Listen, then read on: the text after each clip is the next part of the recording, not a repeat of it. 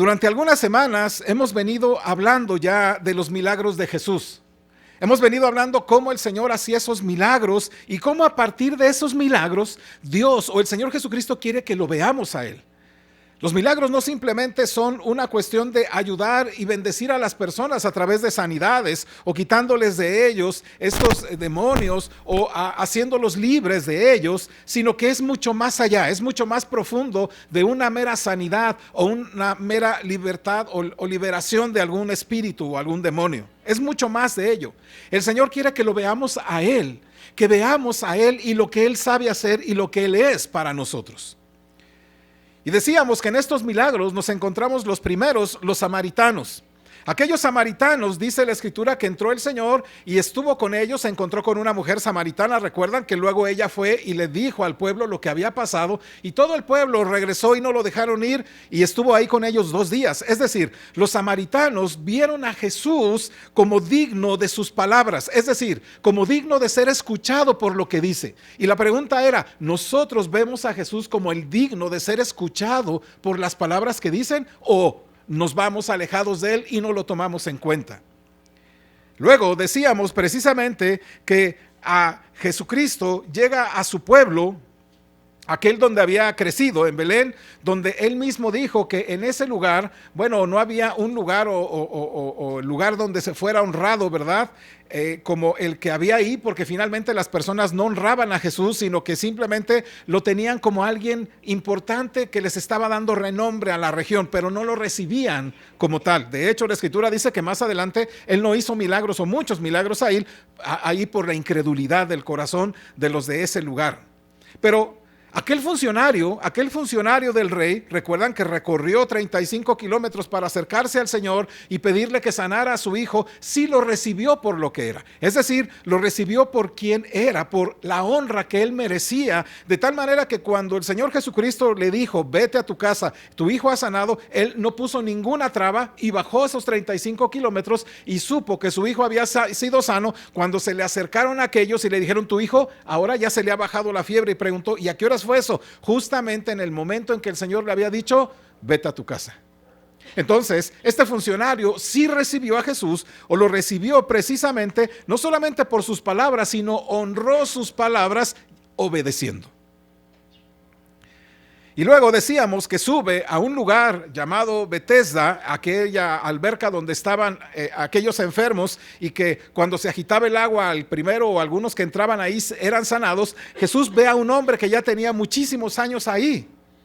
Y dice la Escritura, ¿verdad?, que cuando lo sana, después lo encuentra y le llama a que ya no peque más. Entonces, cuando Jesús hace un milagro, sana a un hombre en Betesda para decirnos que cada milagro que Él está haciendo en nuestras vidas es un llamado a que vivamos santamente. Y luego vemos a Jesús en el mar con sus discípulos donde se duerme y vienen las olas y el mar se embravece y aquellos discípulos están vueltos locos pues porque se van a hundir y se van a morir.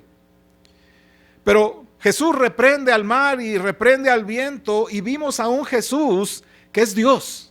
Dios que tiene autoridad sobre los cielos, sobre la tierra, sobre las olas, sobre las calamidades, pero también vimos que Él es santo, Él es lo santo, el verdaderamente santo y digno de ser adorado. Hemos visto cómo Jesús con su poder puede echar fuera un demonio y hacer que una persona quede en sus 5 sentidos. Aquel que todo mundo le rehuía, aquel que todo mundo, ¿verdad?, se apartaba porque era un hombre que estaba endemoniado y que hacía grandes estragos entre las personas. Recuerdan ustedes, estaba entre los sepulcros, se sajaba y la gente no se acercaba a él en ese lugar de los Gadarenos. Y entonces, obviamente decíamos que ahí esos Gadarenos, ¿verdad?, al ver este milagro, pues lo corren al Señor porque el Señor había enviado esos demonios de aquel hombre. ¿En dónde? ¿Dónde les permitió ir? En unos cerdos que se despeñan, ¿verdad? Y cuando aquellos ven a aquel hombre que está sano, no glorificaron a Dios por la sanidad, sino que tuvieron temor de Jesús, lo corrieron de sus contornos porque tenían demasiados cerdos para que Jesús se quedara. Entonces ellos no lo recibieron, pero sí nos coloca en la realidad de que Jesucristo obviamente es más precioso que cualquier otra cosa.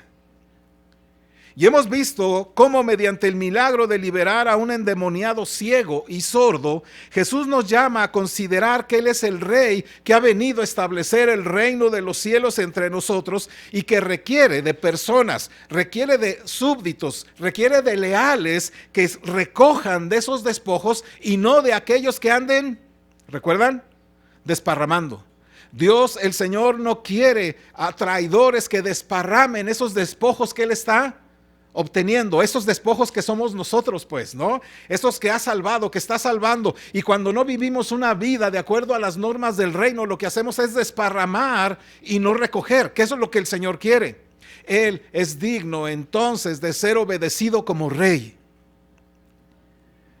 Y en todo ello te encuentras a Jesús como el Hijo de Dios, como la segunda persona de la bendita Trinidad, Dios mismo hecho carne, Dios mismo habitando entre nosotros, que se va a identificar contigo, que se va a identificar conmigo, pero ahora quiero que lo observes, Él se va a identificar con nosotros en nuestros dolores.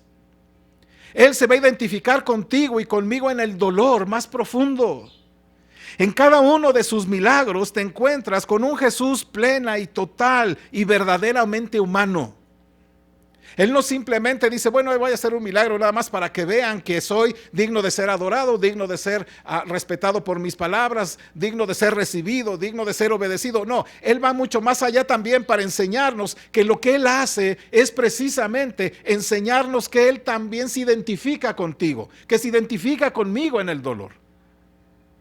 En cada uno de sus milagros te encuentras a este Jesús que se acerca a las personas para darles algo porque Él sabe que estamos sufriendo. El pecado nos ha llevado al sufrimiento, no tanto por Dios, sino por causa nuestra. Nosotros cuando quebrantamos y cuando preferimos lo nuestro y no al Señor, entonces estamos afectos por causa del pecado a dolores y sujetos a ellos. Porque Jesús se identifica contigo y se identifica conmigo en el dolor. Y yo bendigo al Señor porque Él no está ajeno a nuestro dolor. Él no está ajeno a lo que tú sientes. Él no está ajeno a las circunstancias adversas de nuestra vida. Él no lo está. Porque Jesús también es Dios hecho carne. Y habitó entre nosotros, dice la Escritura. Fue hecho como uno de nosotros con nuestras mismas debilidades en la carne, digamos, estas debilidades de un cuerpo que se cansa, que tiene hambre, que tiene sed, que necesita descansar, que necesita dormir. ¿Por qué? Porque Él sabe que se siente también las cuestiones del dolor. Él sabe las más agudas cuestiones de nuestra alma. Él sabe cuando estás afligido, cuando estás adolorido, cuando estás quebrantado. Él lo sabe y sabe perfectamente que dice esto la Escritura. Por favor, me ayuda en Hebreos 4:15, es un texto que conocemos. Pero dice Hebreos 4:15 con respecto a Jesucristo. Dice así, si lo tiene, ayúdeme, por favor, dice así. Porque no tenemos un sumo sacerdote que no pueda compadecerse de nuestras debilidades. Escuche bien lo que dice la Escritura. No tenemos un sumo sacerdote, y cuando hace la referencia al sumo sacerdote está hablando de Cristo. Y dice, no tenemos ese sumo sacerdote, uno como Él, que dice aquí, que no pueda compadecerse de nuestras debilidades. Es decir, lo que está afirmando es que tenemos a un sumo sacerdote, tenemos a un Jesús, tenemos a un Jesucristo que puede completamente compadecerse de nuestras debilidades. Y la parte de la que dice ahí de compadecerse es la manera en que el Señor muestra su corazón hacia nosotros. Puede observar que va una mujer llevando a un hijo muerto y se compadece de ella.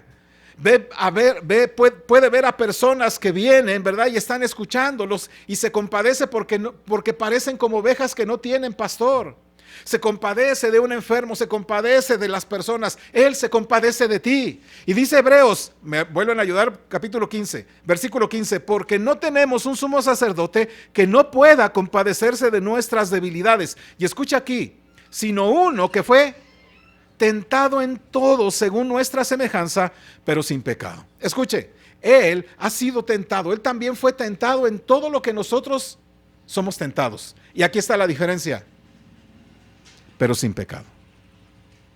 Tenemos entonces un Jesús que fue hecho como nosotros en todos los sentidos, pero sin pecado.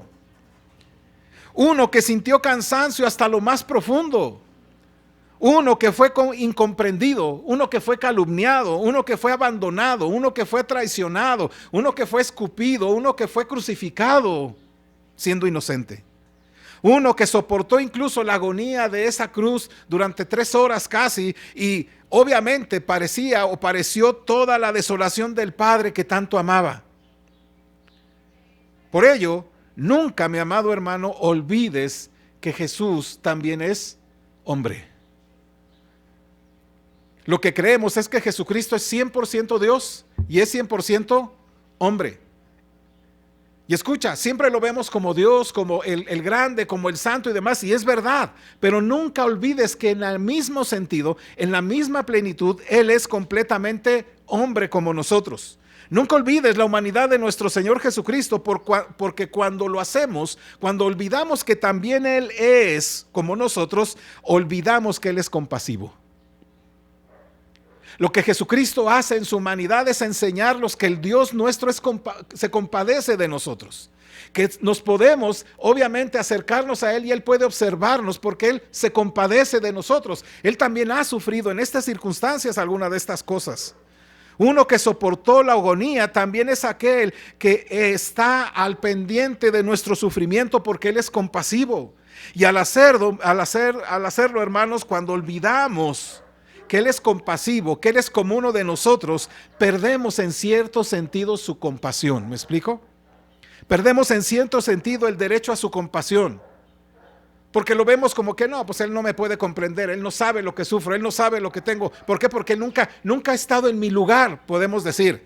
Pero cuando decimos eso, inmediatamente vamos a decir así, perdemos ese derecho a su compasión. ¿Crees que Dios es compasivo? ¿Crees que Dios es compasivo contigo? ¿Crees que Dios es compasivo con las personas? Sí. Él está ahí porque Él es así, compasivo, porque conoce nuestra naturaleza, conoce nuestros dolores, conoce nuestras circunstancias. Él es compasivo. No olvides que Él es compasivo, no solamente porque es Dios, sino también porque es hombre y es como uno de nosotros. Cuando consideramos que Él es y es ahora todavía humano como nosotros, entonces tenemos toda la ventaja de ser consolados por Él, reconfortados por Él y ser objetos de su compasión. Entonces significa que no estamos solos, hermanos. En nuestros problemas, en nuestras dificultades, en nuestros dolores, no estamos solos. Él camina aún con nosotros en medio de la oscuridad. Él es el que dice que estará con nosotros, ¿cuándo? Todos los días hasta el fin del mundo. Él es el que me dice que aunque ande yo en valle de sombra de muerte, no temeré mal alguno. ¿Por qué? Porque Él estará conmigo. Es el que dice que cuando pase yo por valles, ¿verdad? O por sombras, pues no debería temer. O cuando digamos que el agua está casi anegándome, o cuando pase por el fuego, dice que Él conmigo estará. ¿Por qué? Porque ese es el Dios que tenemos. Por eso, si estás en Cristo, tenemos un Salvador en los cielos, cuyo corazón todavía palpita por cada uno de los suyos. Porque sí está interesado en nosotros, porque no nos deja ahí a lo que vaya sucediendo. Tenemos un Dios que sí está al pendiente de nosotros. Versículo 16 de Hebreos, por favor, capítulo 4. Hebreos 4:16. Mire cómo lo dice. Antes dijo, porque no tenemos un sumo sacerdote que no pueda compadecerse de nuestras debilidades, sino uno que fue tentado en todo según nuestra semejanza, pero sin pecado. Versículo 16 dice, acerquémonos pues confiadamente al trono de la gracia para alcanzar misericordia y hallar gracia para el oportuno socorro. Escucha lo que dice ahora Hebreos. Entonces, si tenemos uno que sí puede compadecerse de nuestras debilidades, ¿por qué? Porque Él fue tentado en todo, según nuestra semejanza, pero sin pecado, entonces con toda plenitud de confianza acércate a Él. Amén. Él te dice acércate a Él, acércate a Él. Bueno, es lo que dice el escritor de Hebreos. De parte de Dios dice acércate a mí. Acércate a mí, y aquí añade esto, acércate confiadamente, no te acerques con temor, no te acerques con ira, no te acerques con desprecio, acércate, dice a Él, confiadamente, no confianzudamente, sino confiadamente, es decir, que las promesas que Él ha dicho las va a cumplir. que lo que Él dice que es, lo es, que lo que Él ha provisto para ti, lo tiene para ti, que aquello que Él ha hablado para que tú seas reconfortado es verdadero. Por eso acerquémonos confiadamente a Él. No pienses que Dios nos va a defraudar, no pienses que Dios te va a hacer a un lado, no pienses que Él al final te va a decir, hombre, es que esta era una broma eterna, discúlpame, pero me equivoqué. Él nunca lo va a decir. Por eso Él dice, acércate confiadamente, confiadamente acércate a Él, a ese trono, y dice aquí, de la gracia. Porque todo lo que hace Dios es gracia.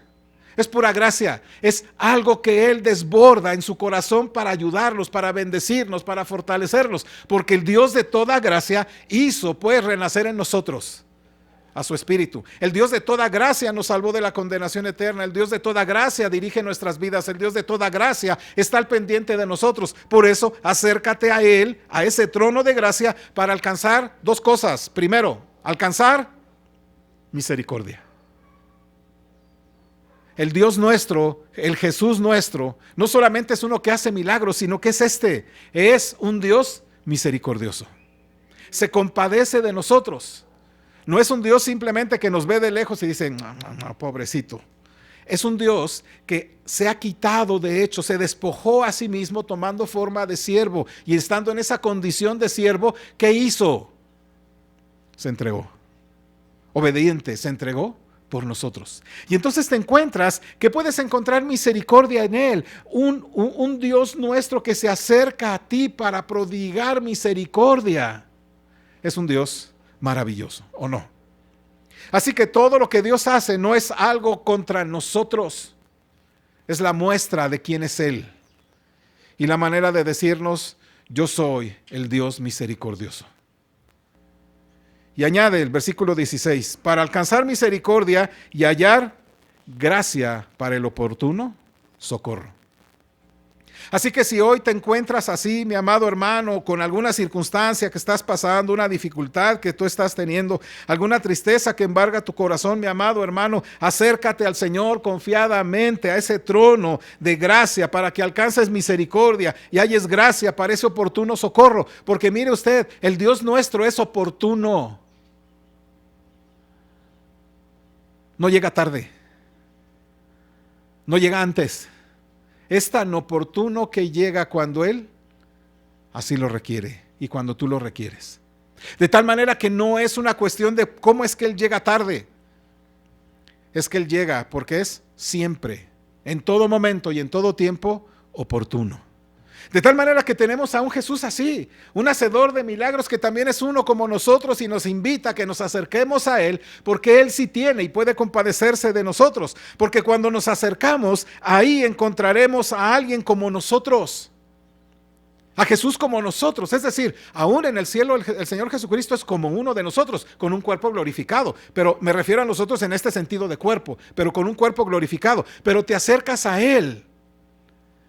Y Él no te va a desechar, Él no te va a hacer a un lado, Él no te va a hacer a un lado diciendo, no quiero que ahorita me hagas, que me hagas hacer algo. No, Él simplemente te acercas y Él te va a acoger, porque Él se compadece de nosotros. Y lo que hace en esa manera de compadecerse es que poco a poco en su manera nos va a estar o nos está conformando más a la imagen de su Hijo. Entonces las circunstancias, mis amados hermanos, son lo que el Señor está haciendo para conformarnos cada vez a la imagen de su Hijo. Pero acércate a Él. Pero acércate a Él. Quienes no lo conocen, las circunstancias los derriban. Quienes no lo conocen, las circunstancias los hacen temerosos, hacen levantar su puño contra Dios y dicen, me caes gordo, ya no quiero saber de ti. Eso, mi amado hermano, es producto de aquellos que no han visto en el Señor misericordia. Porque lo que quiere Él es que a través de estas circunstancias nosotros seamos conformados a la imagen de su Hijo. Y Él usa su palabra para acercarse a nosotros. Él usa su palabra para animarnos a nosotros, porque Él hizo que nuestros corazones y nuestras almas humanas respondieran a su palabra con la ayuda del Espíritu Santo. Escuche, su palabra nos da ánimo. Y mira, quiero que usted reflexione aquí. Por eso es importante, mi amado hermano, considerar estas cosas, porque Él es el único que sí nos da ánimo. Cuando pasas por circunstancias difíciles, la gente se te acerca y te dice, ánimo, ánimo hermano, échale ganas. Y los incrédulos también te dicen, échale ganas, ánimo. Pero tú te quedas pensando, ¿y eso qué significa? Pero cuando Dios dice, ánimo, quien te lo está diciendo es el Dios que sí da ánimo, que sí hace que tu corazón tome fuerza. No porque tú lo tengas, no porque tus fuerzas son decir, no, tengo que echarle ganas, no, si yo me voy a convencer, tú puedes hacerlo y demás. No, porque el Dios de todo ánimo viene a ti para darte ánimo, porque nosotros no podemos, pero Él sí puede, porque tú no puedes, sino su Espíritu sí puede, porque tú no puedes, pero su palabra puede. Por eso acércate a Él confiadamente. Cuando nuestras fuerzas están bajas y nuestra fe falla, cuando estamos abrumados y llenos de dolor, Él quiere que recibamos la gracia de sus palabras. Acércate a Él. En nuestro dolor somos propensos a subestimar el poder de su palabra y de lo que dice. Y dejamos a un lado esas cosas que el Señor nos ha dicho para volcarnos en nuestros propios dolores y en nuestras propias tristezas. Pero mi amado hermano, Él dice que su palabra nos anima y Él nos da palabra para que te animes en Él, no en ti mismo. Así que cuando Jesús habla en sus milagros, en muchos de ellos, usa una palabra muy común y distintiva en Él. Y es esta: ten ánimo. Ten ánimo. Ten ánimo. Y mi amado hermano, el día de hoy quiero decirte, sea las circunstancias por las que estemos pasando, ten ánimo. Sea la circunstancia más adversa, más triste, más radical, más dolorosa, ten ánimo, porque quien te lo dice no soy yo, te lo dice el Señor. Él nos dice, sigan lo que yo digo, ten ánimo.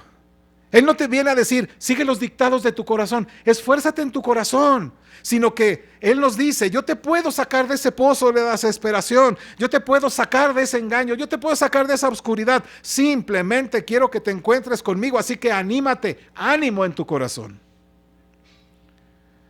Él hace rodar las piedras, hermano. Él hace rodar las piedras de aquellas tumbas, ¿no es cierto? Amén. Él hace que esos mares se calmen. Él hace que los muertos se levanten, que las mujeres sanen si tienen algún flujo, como dice la Escritura. Él puede hacer aquello que tú y yo no podemos ver, porque Él sí tiene palabra de vida eterna. Y cuando Él dice ánimo, es porque Él sabe lo que está diciendo. Él rueda aún todavía esas piedras y habla a las tumbas de nuestras almas y nos dice ánimo. Él crea lo que ordena, mientras dice con autoridad, ánimo.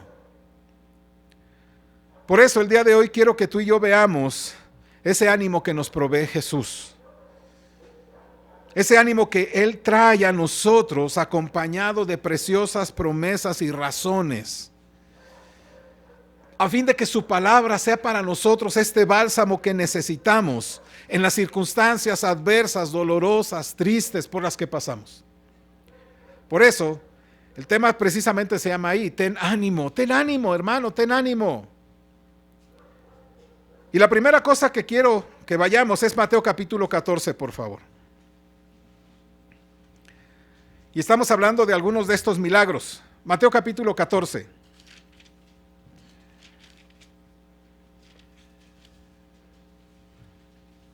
Uno de los acontecimientos más asombrosos en el ministerio de Cristo es un milagro en particular que fue exclusivo para sus discípulos.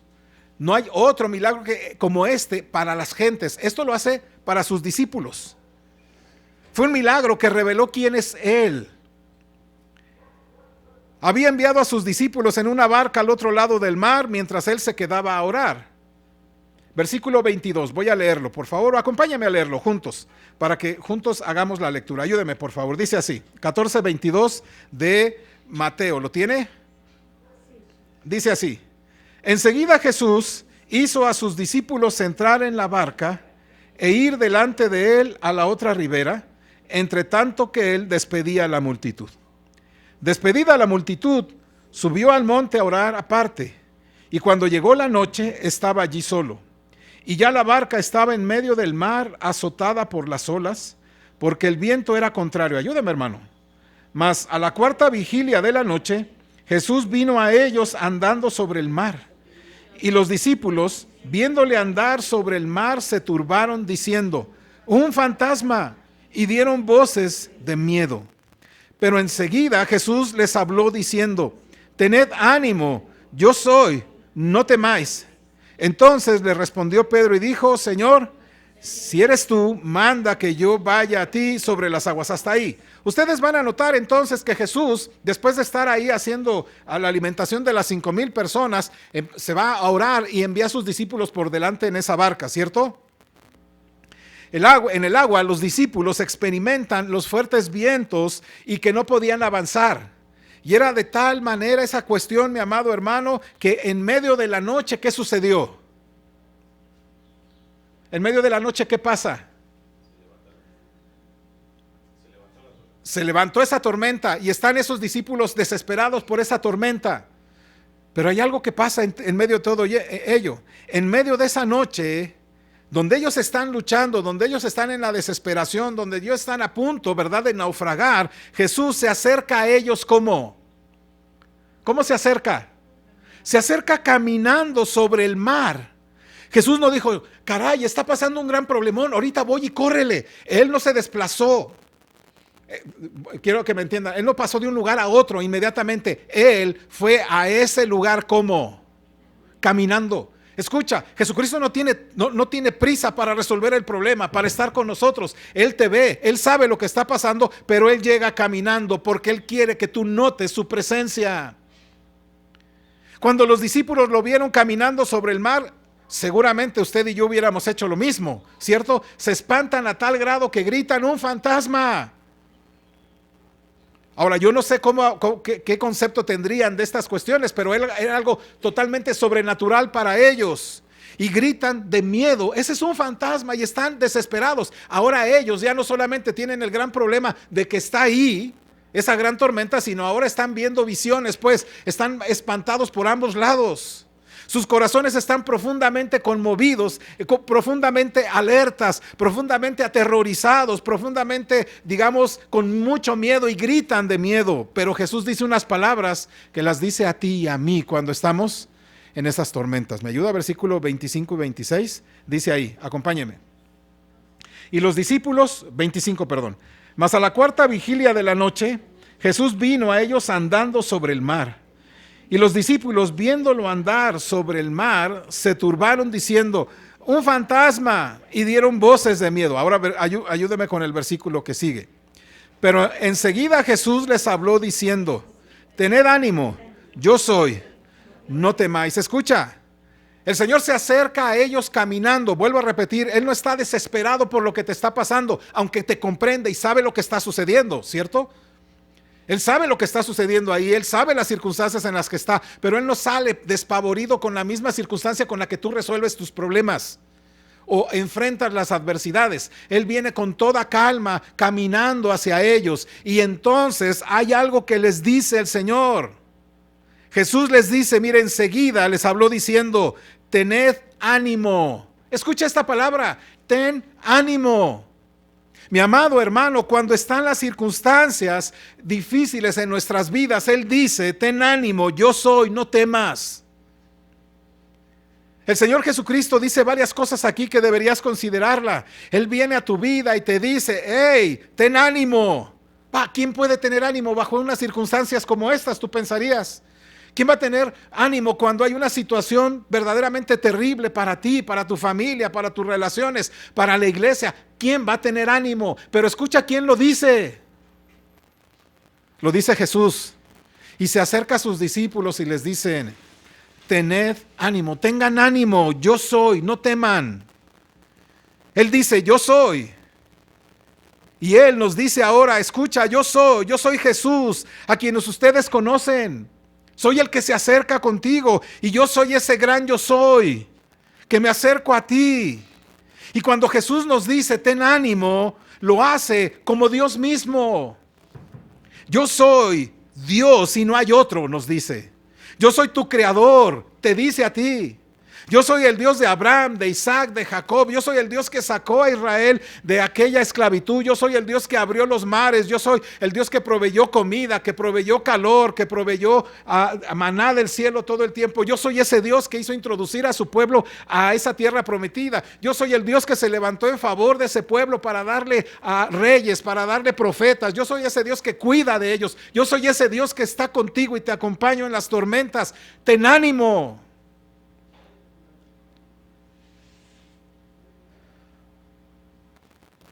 El Señor dice, ten ánimo, porque yo estoy en control de todas las cosas. Estás bajo mi vigilancia, estás bajo mi cuidado, y ninguna tormenta, por más grande que sea, ninguna dificultad que tú te encuentres, puede igualar el poder de nuestro Señor y su protección. Por eso, mi amado, ten ánimo. Así que, amado mío, yo te digo en esta tarde, ten ánimo, dice el Señor Jesucristo, porque Él es. Amén. Porque Él es. Y Él ha prometido ser lo que es para nosotros. Pero no solamente te dice que tengas ánimo porque Él es el Dios que todo lo puede. Segunda cosa, Él dice ten ánimo porque además Él te llama. No solamente Él es Dios en plena humanidad, sino que si tú declaras que el Señor es tu Señor, puedes saber que Él se ha fijado en ti y te llama. Marcos capítulo 10, por favor. Versículo 46. Acompáñale a leerlo todo, hermanos, del 46 al 52. Les pido por favor que lo lean con voz fuerte, ¿verdad? Para evitar somnolencias, para evitar que no se anime nuestro corazón con la palabra. ¿Estamos? Dice versículo 46 al 52. Con voz fuerte, Marcos capítulo 10, juntos. Entonces vinieron a Jericó, y al salir de Jericó, él y sus discípulos, y una gran multitud, Bartimeo el ciego, hijo de Timeo, estaba sentado junto al camino mendigando. Y oyendo que era Jesús Nazareno, comenzó a dar voces y a decir, Jesús, hijo de David, ten misericordia de mí. Y muchos le reprendían para que se callase, pero él clamaba mucho más, Hijo de David, ten misericordia de mí. Entonces Jesús, deteniéndose, mandó llamarle, y llamaron al ciego diciéndole, ten confianza y levántate, te llama. Él entonces, arrojando su capa, se levantó y vino a Jesús. Respondiendo Jesús le dijo, ¿qué quieres que te haga? Y el ciego le dijo, Maestro, que recobre la vista. Y Jesús le dijo, vete, tu fe te ha salvado. Y enseguida recobró la vista y seguía a Jesús en el camino. Aquí te encuentras precisamente ahora en Jesús en toda su humanidad dándole vista a un hombre. Bartimeo, ¿verdad? Bartimeo, hijo de Timeo, por eso se llama así. Este capítulo 10 nos habla de un hombre ciego, mendigo, que estaba sentado al borde del camino esperando a que Jesús pasara. Imagínate toda la cuestión de vida que tenía ese hombre ciego. Fíjate, además, no solamente era ciego, sino también la otra condición, ¿cuál era? Un hombre mendigando. La condición de este hombre era verdaderamente terrible, ya no solamente porque no veía, sino también porque no tenía otra manera de subvenir a sus necesidades que pedir. Y estaba esperando a que pasara Jesús por ahí. Cuando oyó que Jesús finalmente se acercaba, ¿qué hizo? ¿Lo dejó pasar? Dijo, bueno, pues no creo que piense en mí, no creo que me vea, ¿no? Pues soy ciego, finalmente, ¿a quién le interesaría a un hombre como él verme a mí que estoy en esta condición? Él no pensó eso. Y mi amado hermano, nunca pienses que Él no te ve cuando estás en la condición más complicada y más difícil. Él te está observando, Él lo sabe y por eso pasa por esos caminos. Jesús no caminaba simplemente por caminar a ver por dónde pasaba. Él pasaba y donde caminaba ponía su planta de pie porque tenía siempre un propósito. Y cuando Dios pasa, mi amado hermano, tiene un propósito siempre. Por eso dice, y oyendo que era Jesús Nazareno, comenzó a dar voces y a decir, Jesús, hijo de David, ten misericordia de mí. Escuche lo que está diciendo este hombre. Estoy en la miseria, estoy entristecido, vivo de lo que la gente me regala, estoy ciego. Por favor, ahora ten misericordia de mí. Escuche, Bartimeo sigue sentado en ese lugar gritándole porque esa era su condición. Él no podía hacer absolutamente nada y le grita a lo lejos a Jesús, ten misericordia de mí. Y mi amado hermano, grita, habla, ve a tu Señor y dile, ten misericordia de mí, porque Él sí te oye. Y la multitud lo molesta. Versículo 48 dice ahí, y muchos le reprendían, ¿para qué? Callase. Ya cállate, deja al maestro, no seas así, mira nada más, ¿quién te va a ver? ¿Quién te va a observar? No sirve, no es para ti. Pero mi amado hermano, este hombre hace algo que deberíamos hacer siempre tú y yo cuando estemos inmersos en estas dificultades y calamidades y circunstancias. Escucha, él clamaba mucho más. Él no quedó simplemente con la cosa, pues ya me dijeron que ya me callara, pues ya ni modo, pues es que Jesús no es para mí. No, Jesús está pasando por tu vida cuando estás en las dificultades. Y si no, si la gente te dice no lo hagas, ¿por qué debería ser así? Clama más fuertemente a Jesús, porque Él sí tiene misericordia de ti. Y él grita con más ahínco, Hijo de David, ten misericordia de mí. ¿Y qué hace Jesús? ¿Qué hace Jesús? Sigue de paso. No le importa a ese hombre. ¿Eso es lo que hace? No hace eso. Jesús toma nota de esto. Jesús no se molesta. Él no se molesta de que lo interrumpas. Él no se molesta que mientras Él está haciendo o caminando con otros, Él no se molesta que lo detengas. Clama a Él. Y dice la Escritura, yo te responderé. Entonces Jesús no se molesta, toma nota y en lugar de, digamos, de empujar a la multitud diciendo, a ver, déjenme pasar porque voy a ver a este hombre. En lugar de hacer eso, Él dice, llámeme a ese hombre, Bartimeo, ven. Y qué maravilloso es esto, ¿no creen? Él atrajo a ese hombre a sí mismo y le indicó, digamos, o extendió una invitación para Bartimeo. Como hoy lo hace contigo. Él sigue extendiendo su invitación para que si tú clamas a Él, Él te manda a llamar. Y esto es maravilloso, amado hermano, porque Él te manda a llamar siempre. Es que no somos nosotros los que el que lo hacemos venir a Él. Es Él, ¿verdad? El que nos hace acercarnos a Él. Por eso, mi amado, no dejes de clamar, no dejes de buscarlo, porque el Señor tiene misericordia y te manda a traer y te dice, ¿qué quieres? ¿Qué quieres que haga por ti? Notan que esa es la expresión del Señor. Dice versículo ahí, versículo 49. Entonces Jesús, deteniéndose, mandó llamarle y llamaron al ciego diciendo, ten confianza, levántate, te llama. Entonces arrojó su capa, se levantó, vino a Jesús y Jesús le dijo, ¿qué quieres que te haga? Y mi amado hermano, cuando el Señor te llama, te dice, ¿qué quieres que te haga? ¿Qué quieres? ¿Estás preparado para decirle tu dolor? Este hombre no le dijo, bueno, Señor, ya que estoy aquí aprovecho y te pido esto. Él fue a la raíz de lo que pedía, de lo que era su problema, de lo que era su circunstancia, de lo que lo mantenía así, de su dolor. Y ve qué petición. Él dijo esto, maestro, que recobre la vista. ¿Parece obvio o no?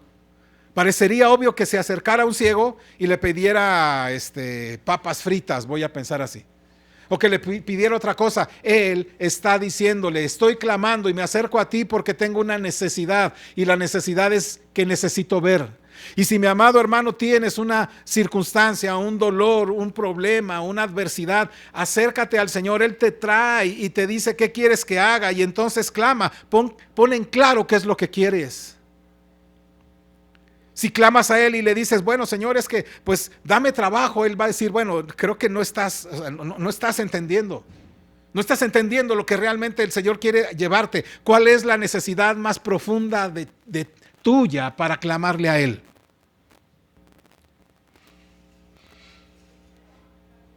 Y entonces la gente le dijo esto a aquel hombre, ten confianza.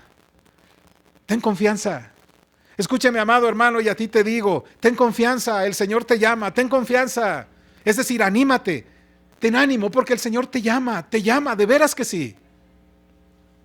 Así que, amado, ánimo, Él te ve, Él te escucha, Él conoce tu necesidad, Él te manda a llamar, no estás, digamos, desatento, Él no está desatento a tus súplicas, Él no está alejado de ello, Él va caminando con muchos de los santos y se detiene a observar a uno y se acerca contigo y te dice, ¿qué es lo que quieres? ¿Qué necesitas? Porque Él está para nosotros. Aunque tus ojos no puedan verlo ahorita, aunque tus ojos no puedan observar las circunstancias por las cuales Él ha hecho aquella o ha permitido determinadas circunstancias, pues si fijas sus ojos en Él, si clamas a Él, entonces en medio de esa multitud bulliciosa que nos rodea, tienes la atención de Él y te invita a que vengas. Él te está llamando y avanza entonces hacia Él. Porque Él quiere bendecirte, Él quiere sanarte, Él quiere extender su gracia, Él quiere tener compasión contigo, Él quiere tener misericordia. Por eso, mi amado, ánimo, te digo ánimo, Él te está llamando, ánimo porque Él te llama. Tercera cosa, ten ánimo porque Él ya ha perdonado tus pecados. Mateo capítulo 9, por favor. Te vas a encontrar aquí a Jesús que está enseñando y dice aquí que traen a un paralítico. ¿Me ayuda, por favor? Capítulo 9, versículo 1 al versículo 8. De nueva cuenta, ayúdeme a leer con voz fuerte. Con voz fuerte, ahí usted y yo, para que nos concentremos en el texto, podamos así disipar un poquito de cansancio y poner atención a la Escritura. Dice la Escritura, Mateo capítulo 9, juntos. Entonces, entrando Jesús en la barca, pasó al otro lado y vino a su ciudad. Y sucedió que le trajeron un paralítico tendido sobre una cama, y al ver Jesús la fe de ellos, dijo al paralítico, ten ánimo, hijo, tus pecados te son perdonados. Entonces algunos de los escribas decían dentro de sí, este blasfema. Y conociendo Jesús los pensamientos de ellos, dijo, ¿por qué pensáis mal en vuestros corazones? Porque, ¿qué es más fácil decir? ¿Los pecados te son perdonados? O decir, levántate y anda. Pues para que sepáis que el Hijo del Hombre tiene potestad en la tierra para perdonar pecados, dice entonces al paralítico, levántate, toma tu cama y vete a tu casa. Entonces él se levantó y se fue a su casa. Y la gente al verlo se maravilló y glorificó a Dios que había dado tal potestad a los hombres. Jesús está enseñando, pero el paralítico no puede llegar a Jesús. El Señor está hablando, pero este paralítico no puede acercarse. ¿Por qué? Porque está en una condición que no le permite acercarse. Entonces sus amigos lo llevan, versículo 2 dice, y sucedió que le trajeron un paralítico tendido sobre una cama. Mire, Jesús dice dos cosas maravillosas aquí. ¿Me ayuda de nueva cuenta a leer el versículo 2? Dice, y sucedió que le trajeron un paralítico tendido sobre una cama, y al ver Jesús la fe de ellos, dijo al paralítico, ten ánimo, hijo, tus pecados te son perdonados. Cualquiera diría, pues lo trajimos para otra cosa, ¿no? Pero mira, Jesús dice dos cosas maravillosas que no debes dejar a un lado. El paralítico no puede acercarse por la circunstancia en la que estás. Y quizá tú y yo estemos a veces así en las circunstancias que nos tiene la vida. No queremos o no podemos acercarnos al Señor.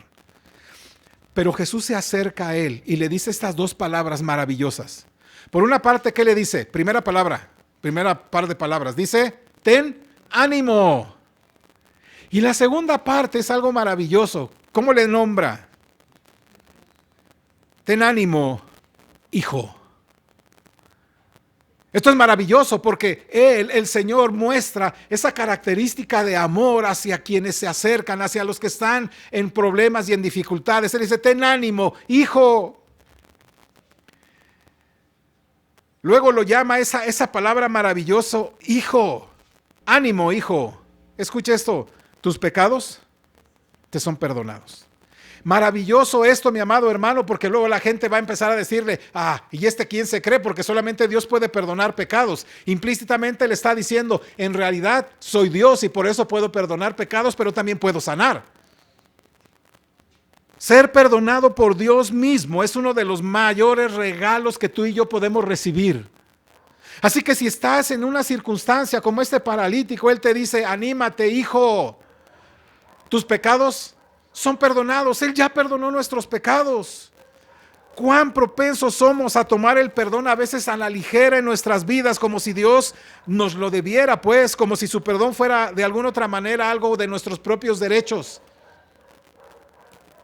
Y cuánto descontento en nuestras vidas se podría disipar si tomáramos más en serio la profundidad de nuestras almas de la maravillosa gracia del perdón en nosotros. Valoraríamos más al Señor, buscaríamos más al Señor. No des por sentado que como me perdonó, bueno, pues entonces ya está todo ahí. No, valora el perdón del Señor, porque cuando lo valoras, entonces vas a ver esa maravillosa gracia del perdón.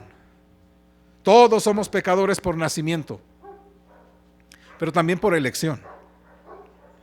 Y en nuestro pecado la ira omnipotente de Dios se puso en contra nuestra con su justicia. Y Él tiene todo el derecho de condenar a aquel que es contrario a sus normas. Y sin embargo, Dios en pura magnificencia, en pura gracia, en pura misericordia, dice Romanos 8:32. Si lo tienen, búsquelo, si no, escúcheme. Sin embargo, Dios, a pesar de lo que fuimos y lo que éramos, dice Romanos 8:32, que el que no escatimó a su propio Hijo, sino que lo entregó por todos nosotros, ¿cómo no nos dará también con Él todas las cosas? Escuche, hemos sido perdonados en Cristo y dice Él, ¿cómo no te voy a dar con mi Hijo todas las cosas? Si ya te di lo más excelso, lo más grande, lo más maravilloso que es su Hijo, todo lo demás, mi amado hermano, es factible que no lo dé. Y si Él nos ha dado el perdón en su Hijo Jesucristo, puedes acercarte a Él confiadamente en las circunstancias que tengas, porque Él te dice, ánimo, ya eres perdonado. El Padre Celestial no perdonó a su propio Hijo, sino que lo entregó por todos nosotros, para que pudiéramos ser perdonados por nuestra infinitamente imperdonable, pues, digamos así, a menos que la persona de Jesucristo nos haya perdonado. Por eso, cuando le dice a ese hombre, tus pecados te son perdonados, es insignificante a oídos de aquel que no lo valora. Pero cuando lo valoras, cuando más te ves perdonado, cuanto más reconoces el perdón de Dios para tu vida, más difícilmente podrás hacer raíz de amargura. Más difícilmente habrá descontento, pero más fácil podrás acercarte a Él para que Él te sane, para que Él haga algo por ti. Así que, mi amado hermano, como dice el Señor, ánimo, hijo, tus pecados ya han sido perdonados. Cuarta cosa, ten ánimo, porque no necesitas depender de ti en tus problemas. No necesitas depender de ti, porque es Él el que lo hace. Mateo capítulo 9, por favor. Ya lo estuvimos leyendo ahorita y lo volvemos a leer. En el mismo pasaje, ¿verdad?, que hemos hablado en el capítulo 9, ¿verdad?, vemos a una mujer que fue sanada de flujo de sangre que padecía por 12 años.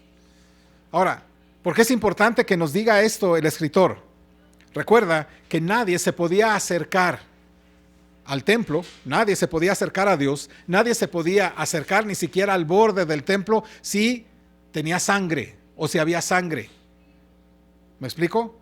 Es decir, esa era un impedimento para acercarte a adorar a Dios, para tener comunión con el pueblo, etcétera, etcétera. Era un impedimento, era algo vergonzoso. O sea, ritualmente y esta cuestión de adoración y demás era muy complicado. Por eso esta mujer trata un poquito de esconderse, pues, de la multitud. Pero esta mujer sufría, ya tenía un sufrimiento de 12 años. 12 años, imagínate esto, 12 años sufriendo de un flujo de sangre que le impedía acercarse a su esposo, ¿verdad? Que impedía acercarse a sus hijos, o tratarlos como tal, porque era inmunda, pues, en ese sentido, ¿verdad? O acercarse al templo, o acercarse a las personas. Era una mujer, digamos, relegada, estaba fuera de toda comunión con el pueblo. Y esta mujer tiene toda la fe de acercarse al Señor Jesucristo en su problema. Mateo 22, 9:22, dice así, ¿me acompaña? 9:22, ¿lo tiene? Pero Jesús, cuando esta mujer piensa, con que le toque su borde voy a ser sana, esta mujer piensa eso y lo hace. Versículo 22 dice, pero Jesús, volviéndose y mirándola, dijo, ten ánimo, hija, tu fe te ha salvado. Y la mujer fue salva desde aquella hora. Escucha, mientras un hombre principal lleva a Jesús a toda prisa a su hija de 12 años, Jesús se toma el tiempo en medio de ese caos frenético de la gente que está esperando a ver qué va a suceder, para dirigirse, se detiene y se dirige a una mujer que lo había tocado. Una mujer que había sufrido y que estaba sufriendo ya de hacía 12 años. Y le dice esto, ten ánimo, hija. Y ahora escucha esto, tu fe te ha, ¿qué cosa? Salvado. Tu fe te ha salvado. ¿Y qué sucedió con esa enfermedad de aquella mujer? ¿Qué pasó? Desapareció. En el instante, dice la Escritura, ahí fue salva desde aquella hora, en el instante, en ese momento, esa mujer fue sana, fue salva, fue sanada. Por eso es que esta palabra de Jesús, ten ánimo, no se basa en nuestras habilidades, ni en nuestras habilidades, ni en lo que hagamos nosotros. No se basa en que échale ganas, tú ponle tú échale ganas, échale. No se trata de eso. Jesús no nos pide que miremos hacia nosotros, hacia nuestro propio ser y cobremos ánimo por nosotros. Él no te pide que saques pues el FUA, pues, tuyo. Más bien te dice, mira hacia afuera. Mírame a través de la fe. Mira lo que yo puedo hacer. Mírame a mí, cree que yo puedo hacerlo, acércate a mí y cree que si puedes, aunque sea tocar el borde de mi manto, yo puedo sanarte en la circunstancia, en la enfermedad, en el problema, en la tristeza, en la angustia. Ahí estoy yo, puedes acercarte, ten fe, ten ánimo, tu fe puede sanarte. Él te dice, mírame a mí. Así que yo te invito, hermano, míralo a Él, obsérvalo a Él. La fe pues no es tu bondad, no son tus acciones, no son tus virtudes, no son los merecimientos tuyos. Más bien es el llamado de Jesús a la fe. Es una convocatoria pues a que hagas, a que pongas tu fe en Él, no a que haga gala de tus propias fuerzas. No es que te apoyes en lo tuyo. Él está llamando a la fe en aquello que Él puede hacer, que te acerques a Él confiadamente y digas, sí, yo sé que el Señor puede sanarme, yo sé que Él puede ayudarme, yo sé que Él puede sostenerme, yo sé que Él puede limpiarme, yo sé que Él puede ayudarme en esta circunstancia. No necesitas depender de ti, ya hay alguien que lo ha hecho. Depende del Señor. Por eso Él te dice, ánimo, hija. Tu fe te ha sanado. El que tú hayas puesto confianza en mí ha hecho que opere el milagro. Así que obsérvalo a Él. Finalmente, ten ánimo, porque Dios en Jesucristo ya ha vencido. Porque Él ya es vencedor. Juan capítulo 16. Jesús está en el aposento alto con sus discípulos. En la misma noche en que va a morir, está ahí con ellos, está platicando, está dándole instrucciones. Y casi al final le dice a sus discípulos, versículo 33, por favor, ¿me acompaña? ¿Lo tiene? Dice versículo 33, Juan 16, 33. Dice así. Estas cosas os he hablado para que en mí tengáis paz. En el mundo tendréis aflicción, pero confiad, yo he vencido al mundo. Jesús es claro con todos en este texto, con todos. Escucha el texto.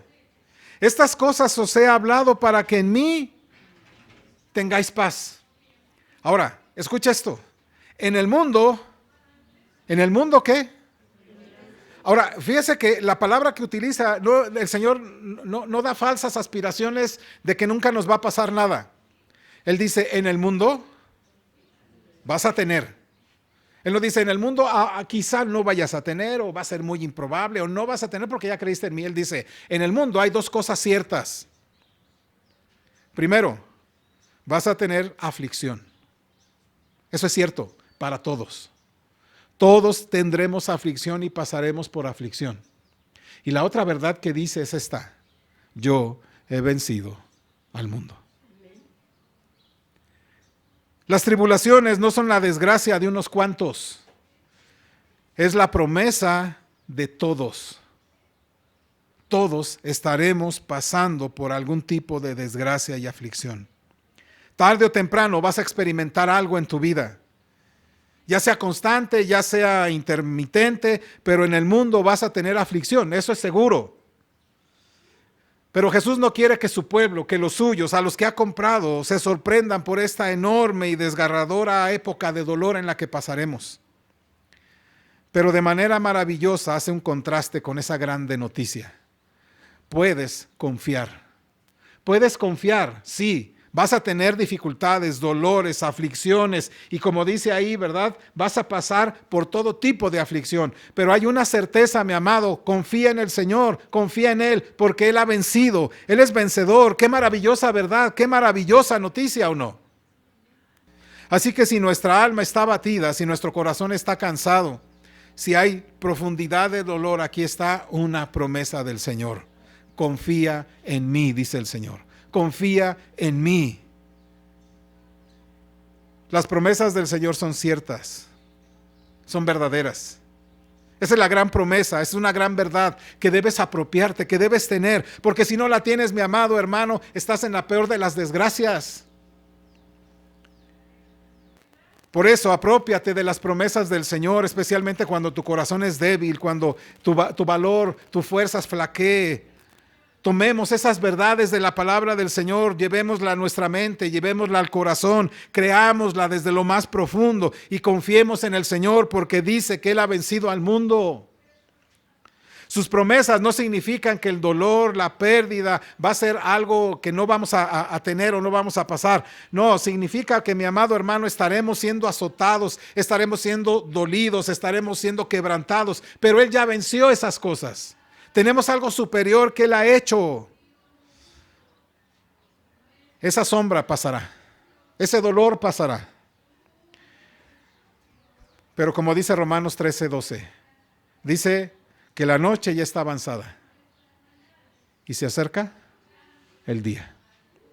Así que vivamos a la luz de lo que se acerca, no de la condición en la que estemos.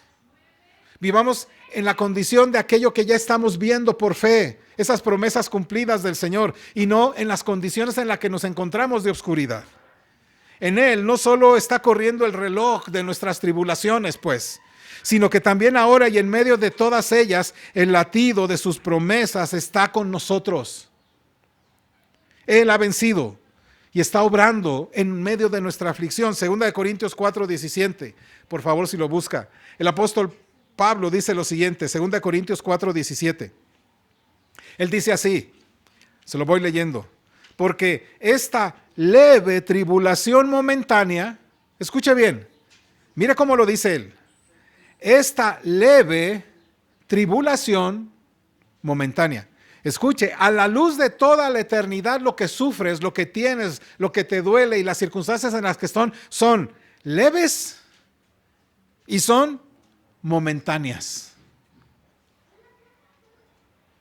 Y tú dirás, pero ya tengo esta circunstancia tanto tiempo, tantos años y demás, pero ¿qué con respecto a la eternidad? Dice el apóstol, porque esta leve y momentánea tribulación produce en nosotros, ¿qué cosa? Un cada vez más excelente y eterno peso de gloria. El Señor Jesús no quiere que en esos momentos difíciles nos dejemos gobernar por el temor, sino por la confianza.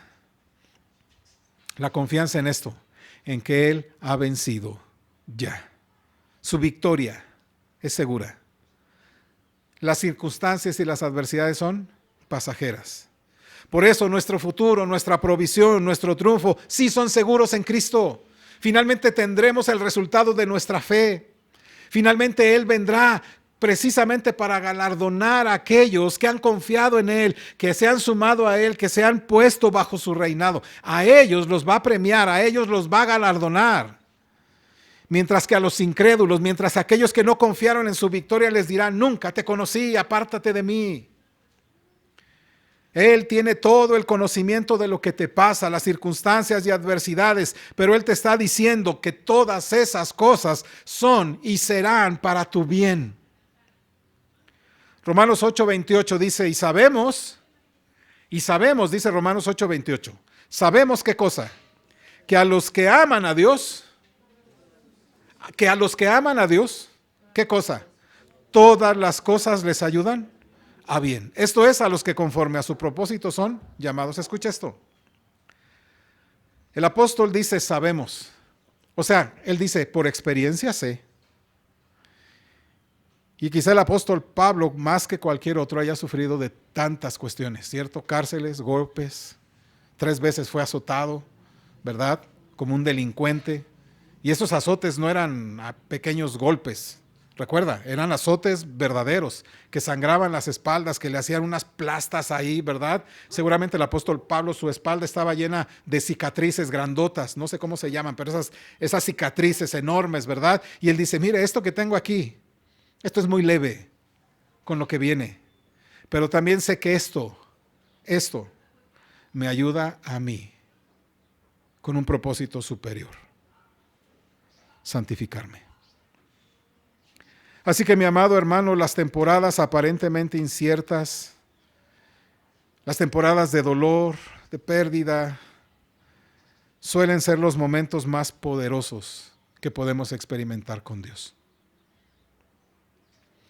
Para el que ama a Dios, este es un tiempo que nos permite acercarnos confiadamente. Pero los que no, este es un tiempo de que levanten su puño y digan: me caes gordo, no te quiero hablar, no quiero verte, no quiero saber de ti. Por eso el apóstol dice, sabemos que a los que aman a Dios. Así que por una parte, mi amado hermano, las adversidades y los problemas están frente a nosotros, pero tenemos un Dios que nos dice, ten ánimo, ten ánimo, ten ánimo, porque decíamos, ¿recuerdan cuántas cosas nos dice que tenemos ánimo? ¿Alguien me ayuda? Ten ánimo, ¿por qué? Porque yo soy, no temas. Ten ánimo porque Él te llama. Ten ánimo porque tus pecados te son perdonados. Ten ánimo porque no necesitas depender de ti. Ten ánimo porque Él ha vencido todas las cosas. Ten ánimo y acércate al trono de la gracia. A menudo, las circunstancias en las que vivimos ponen a Dios para que brille en medio de ellas. Y Él demuestra que sí existe, que es real y que recompensa a aquellos que le buscan. Así que busquemos al Señor, hermanos, en medio de las cuestiones de vida. Así que si usted, como nosotros, se encuentra en una de esas épocas, no te desanimes. Probablemente estemos experimentando lo que significa tener un Dios, como lo describe Isaías 64:4. Ni nunca oyeron, ni oídos percibieron, ni ojo ha visto a Dios fuera de ti, que hiciese por el que en Él espera. Tenemos un Dios que está haciendo algo por los que están esperando en Él. Así que anima tu corazón, porque Él ha vencido al mundo. Y Él está haciendo algo en favor de aquellos que lo esperan. Vamos a ponernos en pie.